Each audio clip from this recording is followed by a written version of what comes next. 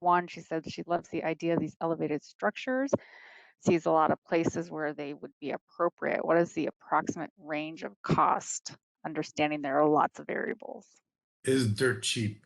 I'll tell you. Like we were like doing like a almost a GoFundMe to buy that to build that first one. It was like I think about 40,000, and we've had it up for 4 years. And it's sitting on top of an existing road, and so that's the win. Like we can remove it if we need to, but it's rated for like giant trailers come over it, and it's really heavily rated because they use them for construction equipment.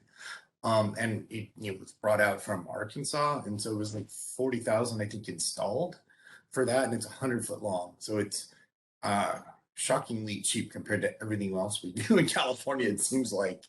And it hasn't required much upkeep at all. In it's snowy there, like 6, 7 months, 8 months a year, depending on the year.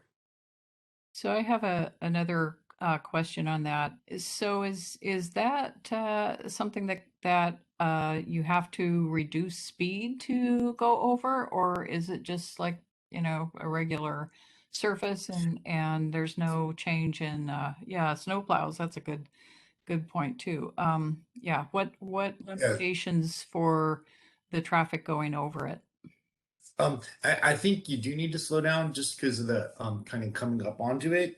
And it's on a dirt road, so it's not on a paved like county road. It's on, but it's a heavily used road.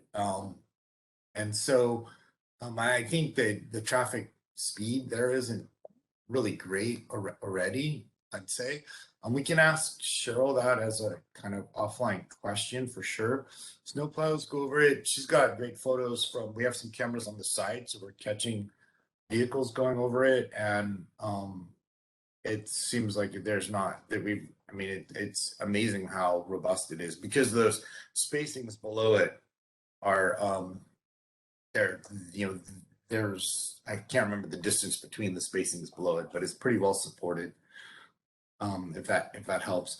The new design that we're working on with Pumpkin, those you shouldn't have to slow down because they're going to be rated for Caltrans needs, if that makes sense. But those will have a bit more cost than this, but this isn't like for this is great for lots of applications where we have within ecological reserves and parks and networks and stuff like that.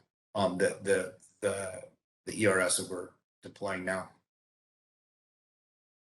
Do plows go over it? Yeah, I saw that. Yeah, so they go over it as far as I can tell. Yeah, and it's getting some big. There's definitely I have not seen a vehicle rating issue with it from the photos we've seen, and yeah, but I do think they can't go full speed. I think they've got to slow down to elevate onto it. It's only 8 inches, but the ramp is not going out that far, I think. Yeah. Hey, this is Liz. Hey, Robert. So the maintenance on it's also pretty minimal, right? There's not too much sediment that actually gets right. Okay. Yeah. We were worried about the fire, like she said in the video. Like the fire came right. We were worried we actually lost it, but it didn't. They were able to keep the fire on one side, but then they did a lot of fire clearance on the other side. But it's not required much at all. Like it literally was a one-time investment so far, and we're hoping that the service, Fish and Wildlife Service, and the Forest Service can eventually do a permanent solution there. But in the meantime, it gives us an at-grade solution that we didn't have for that toad population that's federally listed. So there was no other at-grade solution we could come up with, and this one gives us quite a relief to the mortality that population was facing.